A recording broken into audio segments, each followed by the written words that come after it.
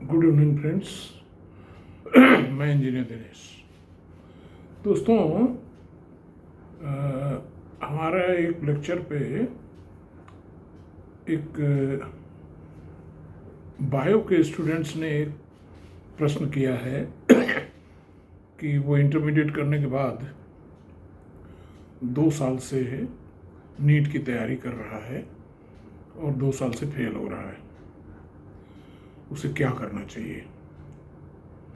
दोस्तों, अभी तक इस चैनल पे मैंने ज़्यादातर सिविल सर्विसेज की कोचिंग की बात की है।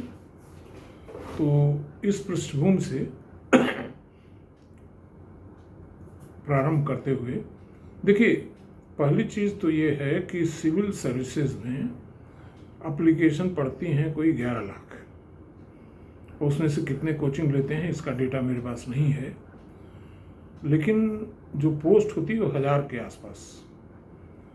तो अगर 10 लाख एस्पिरेंट मान लीजिए, और to make the calculation easy, देखिए मैं मोटी मोटी बात कर रहा हूँ, ज़्यादा प्रिसाइज में मत जाइए, क्योंकि मोटी बात जब क्लियर हो जाएगी आपके दिमाग में तो बाकी आप एक्स्ट्रापोलेट करके कैलकुलेशन सही कर सकते हैं।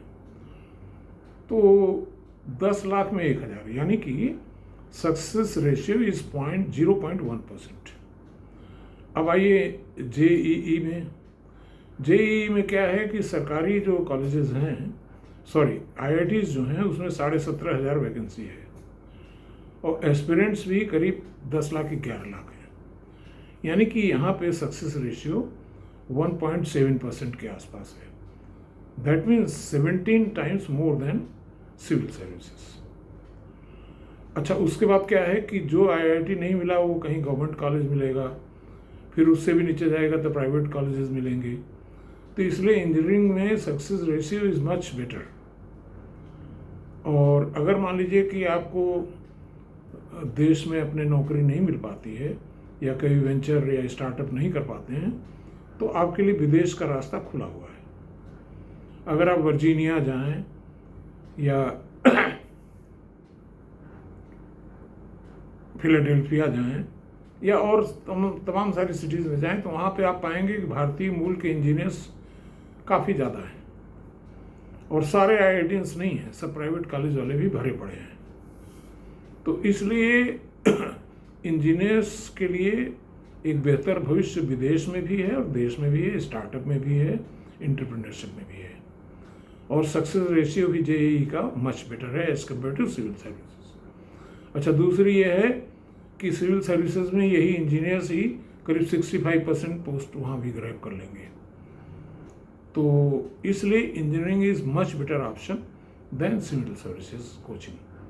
अब आइए हम नीट की तरफ चलते हैं। नीट की स्थिति ये है कि विगत वर्षों में मैक्सिमम एंट्रेंस एस्पिरेंट्स जो है 23 लाख के आसपास रहे हैं, और मोटा मोटा फिगर ये है कि सरकारी क्षेत्र के जो मेडिकल कॉलेज हैं उसकी वैकेंसी करीब 25,000 है, और 25,000 ही मोटा मोटा प्राइवेट मेडिकल कॉलेजेस का है, और 25,000 लड़के फिर विदेश चले जाते हैं, Canada, Ukraine, Russia, like that. तो अब मैं चर्चा नीट की करूँगा। देखिए, नीट के एस्पिरेंट्स जो इंटरमीडिएट की पढ़ाई छोड़ करके इंटरमीडिएट के बाद वो सीधे कोचिंग में चले जाते हैं, ये कोई बेहतर रास्ता नहीं है, क्योंकि अगर वो बीएससी का ऑप्शन ले करके और नीट की तैयारी करते हैं तो देखिए, बीएससी में फिजिक्स, केमिस्ट्री, मैथ्स, बायो,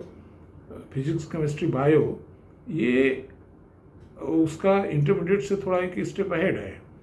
तो जब एक स्टेप अहेड आप समझेंगे तो पीछे की चीज़ अपने आप क्लियर हो जाएगी।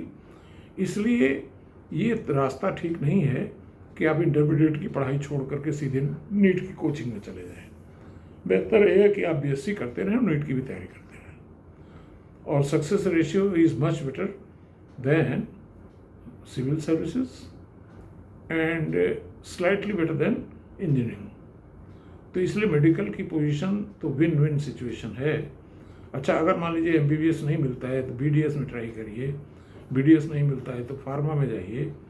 इसके अलावा आप जो है डॉक्टर नहीं भी बन पाए तो भी नर्सिंग होम खोलने का विकल्प आपके पास रहा जाता है।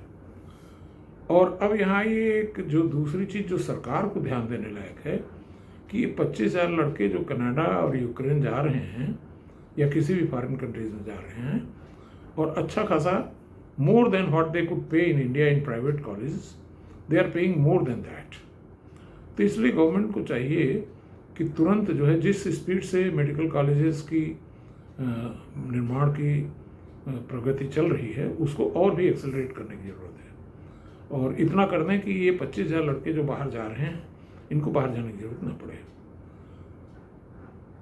Thank you.